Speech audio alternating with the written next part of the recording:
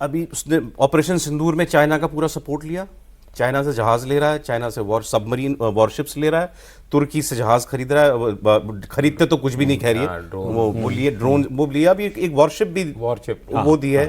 Libya के साथ जाके $4 बिलियन का लोग कहते हैं आर्म्स कॉन्ट्रैक्ट वो जो है वो करके आया है।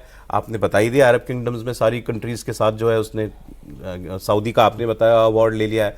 तो उसने पूरी मुस्लिम दुनिया और वेस्ट में अमेरिका और एशिया में चाइना, ये 3 इलाके तो उसने सेट कर लिए अपने लिए, इसमें तो कोई शक नहीं। ये बताइए इन 3 में से कोई भी पहली बात तो आप ये देखिए, आप बोल रहे हैं 3,500 का डील हुई है कि वो हमास जाएंगे, गाजा स्ट्रिप जाएंगे।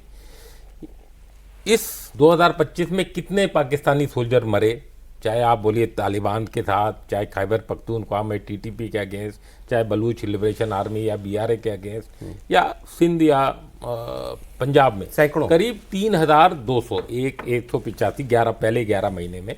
तो 3,000 अगर 500 आप लगाएं या 200 लगाएं तो वो एक ब्रिगेड के वर्थ होता है। एक ये ब्रिगेड ही भेजना चाह रहा है, 3,500 अगर ये सोल्जर्स भेजना चाह रहा है वो।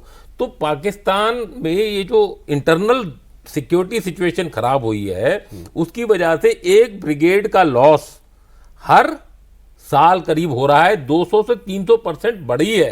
ये जो टीटीपी की जो अटैक्स हैं इनके सोल्जर्स के ऊपर, इनकी पोस्टों के ऊपर, इनके कॉन्वॉयज के ऊपर, वो बहुत बड़ा डीमोरलाइजिंग फैक्टर होता है, डीमोटिवेटिंग फैक्टर होता है। लोग बोलते हैं हमें पोस्ट मत करो जी, हम नहीं जाना चाहते, हम जीएचक्यू में ठीक हैं, हम नहीं जाएंगे, क्योंकि बॉर्डर भेजने के लिए अलाउंसेस मिलते हैं, कोई difficult area allowance, remote area allowance जैसे हमारे यहाँ मिलते हैं, वहां पर भी मिलते हैं। वो बोलते हैं हमें नहीं चाहिए, आप हमें यहीं रखो, क्योंकि उसको पता है कि वो वहां पर मर जाएगा। उस पे अब आप उसको अपने धर्म के खिलाफ वहां भेजना चाह रहे हो, जहां की उसने एक यहूदी के साथ खड़े होके स्टेबलाइज करना है गाजा स्ट्रिप को, और हो सके तो गोली चलानी है किसके ऊपर, एक मुसलमान के ऊपर।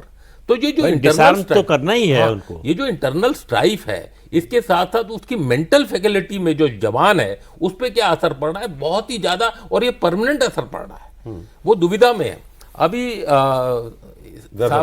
साहब ने बोला, वैभव ने, कि भाई ये कुछ नहीं होगा, वो भेज देगा, फोर्स भेज देगा, कोई ऐसा फतवा जारी हो गया। फतवा जारी करने तो कुछ नहीं होता, कितने फतवे जारी होते रहते हैं, खत्म होता रहता है। जब तक ये इतने यूनिफॉर्म में है ये सिक्योर मानता है, नहीं तो या तो वो जहाज वाला केस हो जाए, वो बात दूसरी है। लेकिन जब तक यूनिफॉर्म में है, ये बड़ी ककून उस एनवायरनमेंट में रहता है। जब इसका ऑफिस भी मेरे ख्याल से ऊपर नहीं बैठता होगा, ये बंकर में ही बैठता होगा, कोई इसकी सिक्योरिटी लीक नहीं होती कि ये कहाँ जा रहा है, क्या प्लानिंग हो रही है, सब कुछ वो वैसे होता है। और पाकिस्तान में कुछ भी हो सकता है।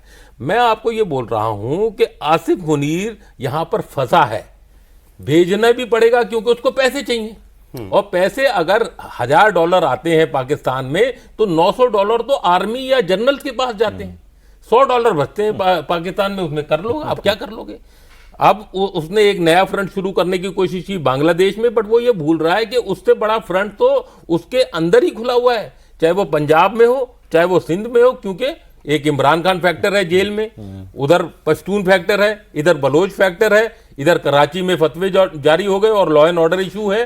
तो सब तरफ से इंटरनली वो घिरा हुआ है। वो उभरा जरूर है। कोई भी जनरल बनता है, बनते ही वो 3 जगह पहले जाता है, जाने की कोशिश करता है। एक चाइना, क्योंकि 90% हथियार वहां से आने, दूसरा सऊदी अरेबिया, क्योंकि उसने जाके मक्का मदीना जाना है और पैसे मांगने, और तीसरा वो कोशिश करता है कि मैं अमेरिका चला जाऊं।